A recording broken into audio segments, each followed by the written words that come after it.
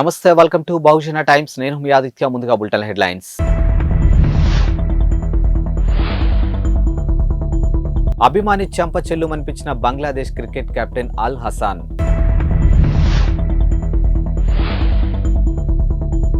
నీళ్ల కోసం యుద్ధం చేయాలన్నా వైసీపీ ఎమ్మెల్యే జొన్నలగడ్డ పద్మావతి.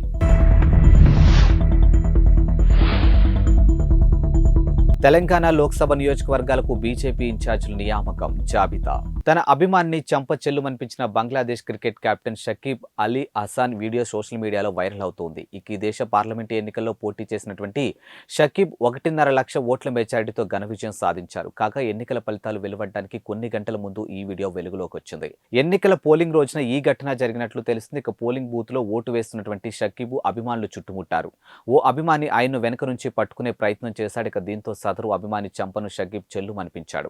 ప్రధాని షేక్ హసీన్ నేతృత్వంలో అధికార అవామీ లీగ్ పార్టీ తరపున షకీబ్ పోటీ చేశారు.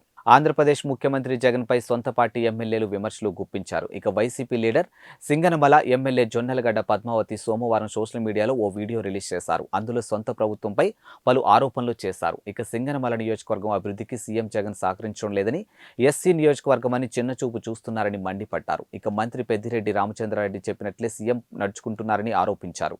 తనను నమ్మి ఎమ్మెల్యేగా గెలిపించిన ప్రజలకు ఏమీ చేయలేకపోయానని ఆవేదన వ్యక్తం చేశారు. ఇక నియోజకవర్గం ప్రజలకు ఆమె క్షమాపణలు తెలిపారు.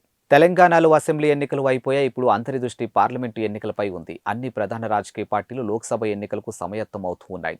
ఈ క్రమంలో రాష్ట్రంలోని 17 లోక్సభ నియోజకవర్గాలకు బీజేపీ రాష్ట్ర నాయకత్వం ఇన్ఛార్జ్ను ప్రకటించింది. వచ్చే ఎన్నికల్లో గెలిచేది చంద్రబాబు అధికారంలోకి వస్తారని నెల్లూరు ఎమ్మెల్యే కోంటరెడ్డి శ్రీధర్ రెడ్డి పేర్కొన్నారు. ఒక చేత్తో 10 రూపాయలు ఇచ్చి మరో చేత్తో 100 రూపాయలు లాగేస్తున్నట్టుగా వైసీపీ పాలన ఉందని విమర్శించారు. నెల్లూరులో నిర్వహించినటువంటి మీడియా సమావేశంలో ఆయన మాట్లాడుతూ వచ్చే ఎన్నికల్లో వైసీపీ గెలిచి మళ్లీ అధికారంలోకి వస్తే వ్యాపారులు బతికే పరిస్థితి ఉండదని అన్నారు. ఇక ఏపీలో కరెంటు షాకులు కొట్టాలంటే కరెంటును పట్టుకోవాల్సిన పని లేదని, జగనన్న కరెంటు బిల్లును పట్టుకుంటే చాలని ఎద్దేవా చేశారు. అమెరికా వ్యాపారవేత్త Tesla chief Elon Musk drugs తీసుకుంటారంటూ మరోమారు ఆరోపణలు వెల్లువెత్తాయి. ఇక అమెరికాలోని ప్రముఖ పత్రిక వాల్ స్ట్రీట్ జర్నల్ ఈ మేరకు కథనాన్ని ప్రచురించింది. ఇక మాస్క్ తీరుపై టెస్లా, స్పేస్ ఎక్స్ కంపెనీలు బోర్డు సభ్యులు ఆందోళన వ్యక్తం చేస్తున్నారని పేర్కొంది. వాల్ స్ట్రీట్ జర్నల్ కథనంతో పాటు తన జవాబును మాస్క్ తాజాగా ట్వీట్ చేశారు. తన స్నేహితుడు రోగన్తో కలిసి గతంలో ఒకసారి డ్రగ్స్ సేవించిన విషయం నిజమేనని చెప్పారు. అయితే ఆ తర్వాత తాను డ్రగ్స్ తీసుకోలేదని వివరించారు. నాసా అభ్యర్థనతో టెస్లా ఆఫీసులో డ్రగ్స్ రహిత నిర్వహిస్తామని హామీ ఇచ్చినట్లు తెలిపారు. ఇక నాసా అభ్యర్థన మేరకు గత 3 ఏళ్లుగా తాను వైద్య పరీక్షలు చేయించుకున్నట్లు తెలిపారు. అయితే ఈ 3 ఏళ్లలో తన శరీరంలో డ్రగ్స్ కానీ, మద్యం ఆనవాళ్లు కానీ గుర్తించలేదని మాస్క్ పేర్కొన్నారు. బీటీఎస్గా చిరపరిచితమైనటువంటి కొరియన్ పాప్ బ్యాండ్ స్టార్లంటే ఆ అమ్మాయిలకు పిచ్చి. ఇక వాళ్ళంటే పడిచేస్తారు. ఆ వెర్రి అభిమానం వాళ్ళకు ఇంటి నుంచి పారిపోయేలా చేసింది.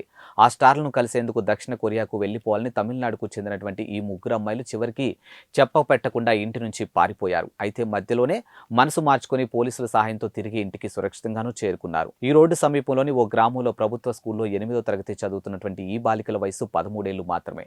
దక్షిణ కొరియా రాజధాని సియోల్లో బీటీఎస్ స్టార్లను కలవాలని నిర్ణయించుకున్న అమ్మాయిలు తొలుత తమిళనాడులోని తుత్తుకుడి, ఆంధ్రప్రదేశ్లోని విశాఖపట్నం ఓడరేవులను తమ ప్రయాణానికి షార్ట్ లిస్ట్ చేశారు. ఇక పాస్పోర్ట్లు, సరిపడా డబ్బులు చేతులు లేకపోయినా చివరికి విశాఖపట్నం నుంచి ఓడలో సౌత్ కొరియా చేరుకోవాలని నిర్ణయించుకున్నారు. ఈ నెల 4న ఈ రోడ్డు నుంచి రైలు ద్వారా చెన్నై చేరుకున్నారు. ఇక మరోవైపు పిల్లలు కనిపించకపోవడంతో వారి తల్లిదండ్రులు పోలీసులకు ఫిర్యాదు చేశారు.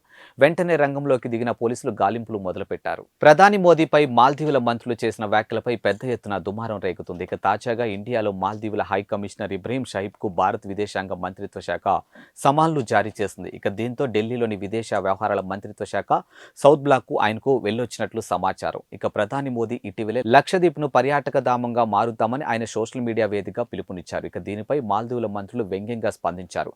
మోదీని ఇజ్రాయెల్తో తోలుబొమ్మగా ఒక మంత్రి వ్యాఖ్యానించగా మరో 2 భారత్ను కించపరిచే వ్యాఖ్యలు చేశారు.